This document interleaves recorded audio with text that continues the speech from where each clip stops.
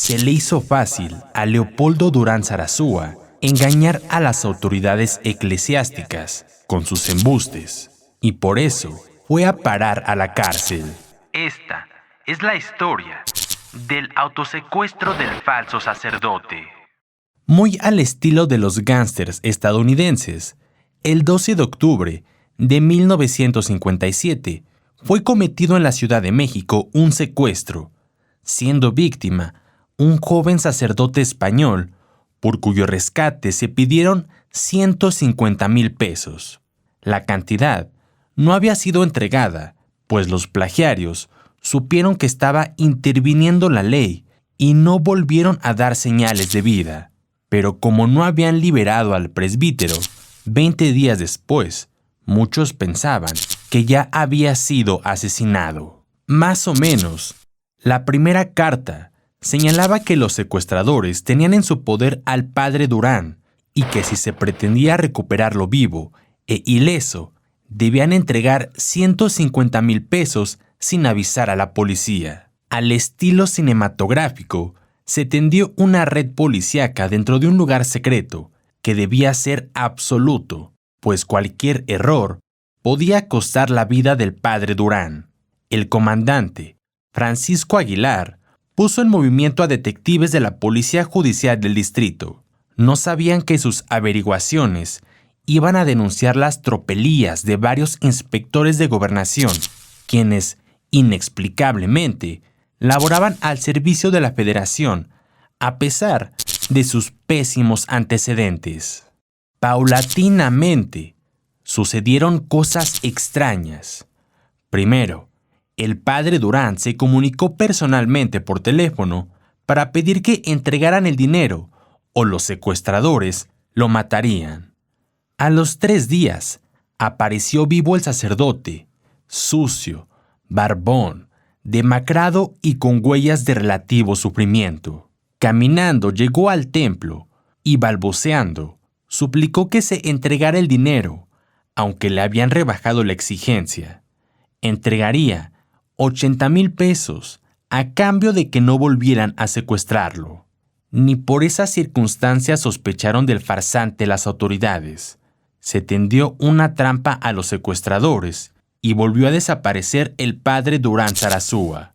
No obstante, escribió una carta para pedir que no interviniera más la policía y entregaran el dinero. Durante las investigaciones del plagio del cura, también fue secuestrado un inspector de gobernación, el capitán Ramón Gómez Ponce, a quien se llevaron 6 individuos armados con pistolas de grueso calibre. Los periodistas de aquel entonces no relacionaron el plagio de Gómez con el del cura y dijeron que los superiores del capitán estaban alarmados. El inspector fue interceptado en Albino García y Calzada Santa Anita cuando iba en un auto con su esposa y su hija pequeña. El capitán era jefe de la policía bancaria y había dirigido la policía de San Luis Potosí. Después se supieron más datos. Los dueños de un hotel informaron que era mentira lo del plagio del hispano, pero no les creyeron.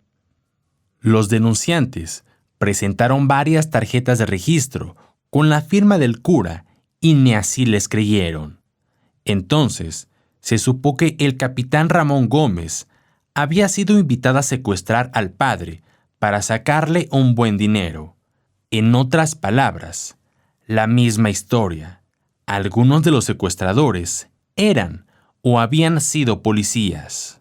Por lo pronto, 4 inspectores de migración estaban arrestados, también una mujer. Entre los presuntos responsables, según creían los periodistas, se contaba el inspector Carlos Silva Uribe, ex jefe de la policía en Cuernavaca. Tenía antecedentes penales por homicidio y violación. Ramón Gómez Ponce también se encontraba arrestado y no secuestrado, como se creía. Era militar y fue ayudante del general Ricardo Topete, subjefe de la policía. Confesó haber sido invitado al secuestro. También fueron arrestados los corruptos inspectores Jorge Menduet y Jorge Arredondo. Soledad Martínez, amiga de Gómez Ponce, dijo que el anterior subjefe policiaco en San Luis Potosí fue pistolero mercenario y tuvo un proceso por abuso de confianza. Esos eran los inspectores de migración en 1957. José Santillán, jefe de la Policía de Inspección de la Secretaría de Gobernación, dijo que desde un principio los funcionarios a los que se les imputaba el secuestro de Leopoldo Durán procedieron por cuenta propia, sin que mediara algún orden de sus superiores. De resultar culpables, no solo sufrirían el castigo que marcaba el Código Penal, sino que serían expulsados de la corporación oficial. Por su parte, los encargados del Hotel Cadillac agregaron que habían reconocido al padre Durán por las fotografías en los periódicos. El domingo 3 de noviembre de 1957, se publicó en primeras planas que el sacerdote secuestrado era un simple embaucador y que su infame farsa sorprendió a religiosos y redentoristas y movilizó inútilmente a la policía, aunque sirvió para desenmascarar a inspectores de gobernación que eran simples delincuentes protegidos por sus actividades oficiales. Entonces, se supo que Leopoldo Durán Zarazúa podía responder al nombre de Julio María Gómez de Durán, aunque ello y su personalidad religiosa podían estar en duda también. El comandante Francisco Aguilar y el agente Gabriel Gómez Montera fueron por el embaucador a Tapizagua, Chalco, en el Estado de México. El falso sacerdote se había dado buena vida en compañía de mujeres atractivas. Deseaba continuar las correrías, por lo que urdió el juego del secuestro. El maleante había entrado al país en forma ilegal, y fue cuando entraron en acción los inspectores, quienes decidieron extorsionarlo. La fecha de comentarios coincidió con la desaparición del supuesto religioso, y los inspectores no tuvieron más remedio que entregarse a la policía, que estaba dispuesta a intercambiar disparos con tal de aclarar el secuestro. No pudieron chantajear al presunto español, pero su trabajo como inspectores quedó trunco al ser denunciados como sujetos con antecedentes penales.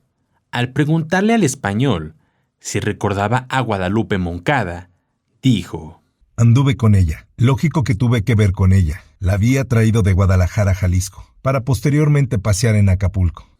Todo esto mientras algunas personas se preocupaban en México por el padrecito secuestrado. Jesús Palacios relató que en el Hotel Cadillac, donde trabajaba, el sacerdote relataba toda clase de aventuras amorosas y hasta intentó conquistar a una señorita que se hospedaba ahí, pero la joven se dio cuenta que era un embaucador y lo esquivó. Finalmente, declaró contra el religioso la camarera Isabel Cárdenas Arellano, quien dijo que el presunto hispano utilizaba armas de fuego que guardaba cuidadosamente en su equipaje. No se tenían informes oficiales de España en cuanto al supuesto sacerdote, quien cínicamente pedía que lo deportara a Gobernación, porque había perdido la fe en los hombres, no tanto por el secuestro, sino porque anduvo con mujeres, y eso no está permitido en la carrera sacerdotal. Después de estar encarcelado un tiempo en Lecumberri, el farsante fue expulsado del país.